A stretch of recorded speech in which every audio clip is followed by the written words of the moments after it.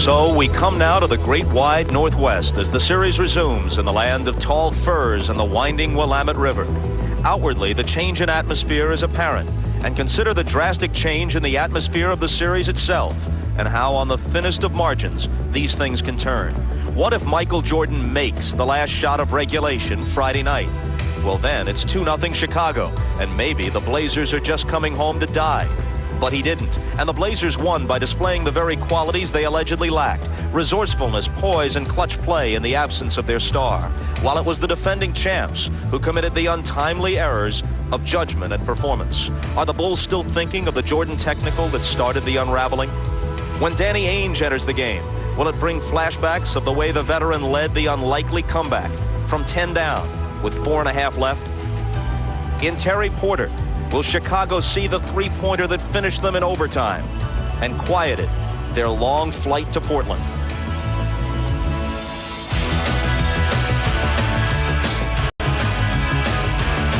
Yes, the atmosphere has changed, and now Portland is poised to seize control of a series they were nearly counted out of. For Chicago, this could be a hard week of playing uphill against Blazer Mania, with Pippen hurting, Cartwright showing his age, and even Jordan overloaded. This is the latest and sternest challenge for the world champion Chicago Bulls.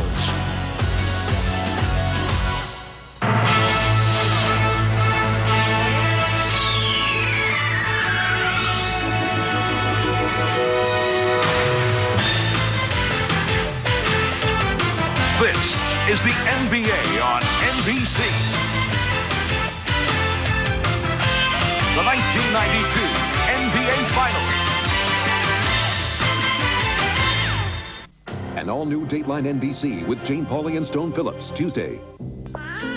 I wish we could afford a minivan. You can, dear. Huh? For $13,800, you can have the #1 minivan. Me. Sure, with no equipment. Oh, nothing but air conditioning, automatic transmission, minivan airbag, power steering and brakes, choice of warranty. I could kiss you. Please. You're a married man. Plymouth Voyager, an intelligent machine. My wife will really like you. What's her favorite color?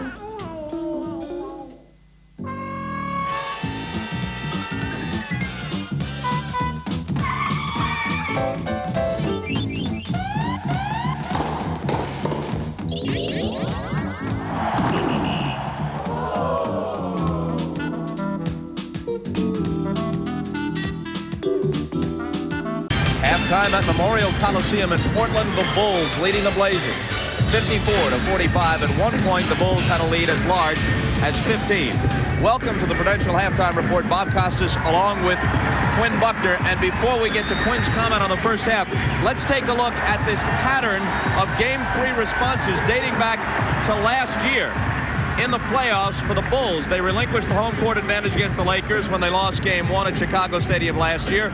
They won the second game big at home, and then they took an overtime victory. Remember, Jordan hit the shot to force OT. They won by 8 in overtime and seized the home court advantage right back. This year, the Knicks took the first game. They go back to Madison Square Garden 1-1. Chicago wins Game 3. Then in the next round of the playoffs, they win the first. They're blown out at home in Game 2 by Cleveland at Chicago. They go to Richfield Coliseum. They win to reclaim the advantage. And the way they have gotten this lead of 9 so far in this first half, Quinn, is mostly with the half-court game. They are really slicing the Blazer defense up. 18 assists on their 22 baskets. And I think that's really critical, because what that means is now not only are the Bulls moving the basketball, but they're moving themselves. But in response to what happened here for the 3 games, Game 3, Michael Jordan always steps up after they've had some major loss. And when he steps his game up, everybody else on the club does that. They move the ball, they move themselves, and get themselves in position to score off assists. Something else here, Phil Jackson is getting the most balanced scoring he's gotten in the past few games in the playoffs. Pippen 14, Grant 13, Jordan a dozen. Well, that's very important, but Pippen is the one I think is the most key, because Pippen is a guy that gets everybody else involved in the game. And other than Michael, you know what he can do. When Pippen starts scoring, it lets everybody else off the bench and the other starters know, all right, I've got a chance to get baskets. I can get going, but I can get you off. He did that, and Horace Grant got in the game. The 3 fouls on Horace Grant, I think, are going to be a big key in the second half, because Horace is active defensively and rebounds so much importantly for Chicago. But at least the Blazers got it into single digits at 9. At one point, they trailed by 15. Shifting gears here, in the last few days, we've gotten a chance to see 1/4 of the U.S. Olympic basketball team in Michael Jordan, Scottie Pippen, and Clyde Drexler. In about 3 weeks, those three plus 9 others will assemble right here in the Coliseum for the Tournament of the Americas, which serves as the Olympic qualifying tournament. With the recent addition of Drexler and Duke's Christian Laettner, the Olympic roster is set, and the waiting will soon be over. All right, here's Bird. Drexler all over him. He fires. It's a three-pointer. They're blessed with size, speed, and power. They're the best shooters, rebounders, and passers the USA has to offer. 11 NBA players and 1 collegian. A collection of talent that staggers the imagination.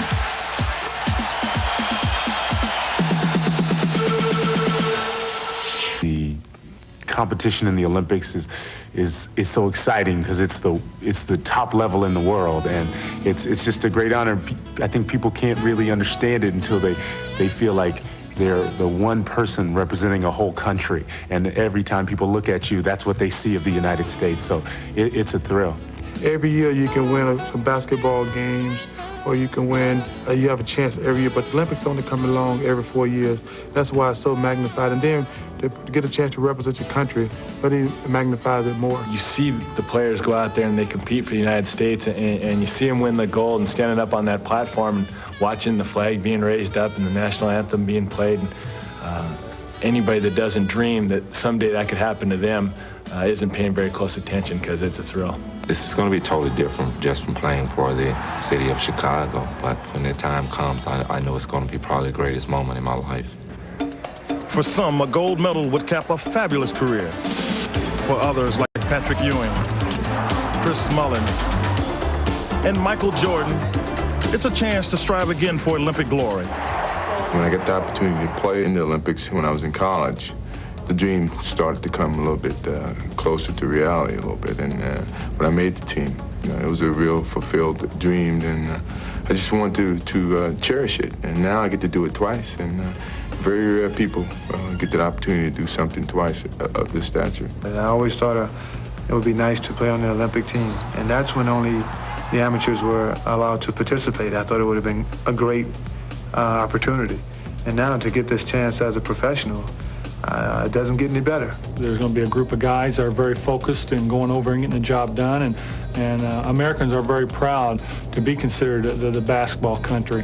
And I think it's up to us now to go over and show the rest of the world that we are #1 in basketball. It's a true world championship. When you win that gold medal, you've defeated everyone. Whenever you put that USA uniform on, we're not talking about a silver or a bronze. We're talking about the gold. So it's added pressure, but it's a good added pressure that we look forward to. Right now, it's Drexler versus Jordan for the NBA title, but their debut as teammates is just around the corner. Let the games begin. Yeah, Quinn Buckner was a member of Dean Smith's squad in 1976, took the gold medal in Montreal. You've been following this pretty closely, and with an eye this time on David Robinson's condition. That's right, Bob. And with David Robinson hurt his left thumb. He tore the ligaments in it at the base of the thumb. They've already looked at it. He's had the surgery, been in rehabilitation for a month. He's scheduled to play in a game today down in San Antonio. Talked to General Manager Bob Bass. They expect he'll be all right to play in the Olympics. Larry Bird, I tell you what, he kind of got a bit of a break by coming out of the playoffs short in terms of the Celtics. I'm sure they don't like that. But for Larry Bird, that gives him a chance to rest his back. His back should be fine. He will play. Okay, thanks, Quinn. One other quick item here before a commercial. Jim Courier, who will be a member of the U.S. Olympic tennis team in Barcelona, captured his second straight French Open title earlier today in Paris. He beat Czech Peter Korda in straight sets, 7-5, 6-2, and 6-1. In breezing to the championship, Courier lost only one set in his 6 matches. Now, coming up next, we'll be joined by Shaquille O'Neal, all but certain to be the first pick in the upcoming NBA draft. That's right after this message from Prudential and a word from the NBA.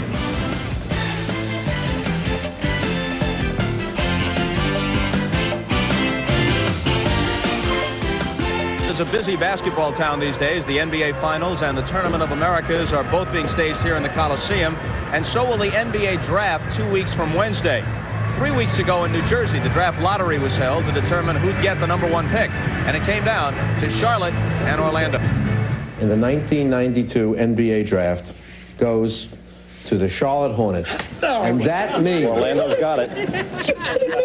that the Orlando Magic will pick first in the 1992 NBA draft. Well, you saw Pat Williams, who runs the Orlando Magic, and how excited he was to have a crack at Shaquille O'Neal. The question still is, how good a shot does he have at signing you? Well, Orlando is a beautiful city, and me, my agent, and my family plan to go to Orlando around the 17th or the 18th of June. And I'm going to weigh, all my options, and I'm just going to do what's best. How much dough will it take? I don't know, $25 a game, I don't know. Well, you're willing to play on a per-game basis. That's nice, kind of a CYO league sort of thing. What have you been doing? Have you been able to stay in shape? I understand you've been working with Magic. You staying in shape? Right. When I was in L.A. about 3 weeks ago, I was working out with Magic, and then I left L.A. and I went home, and I was just playing, running, riding my bike, trying to keep my wind up.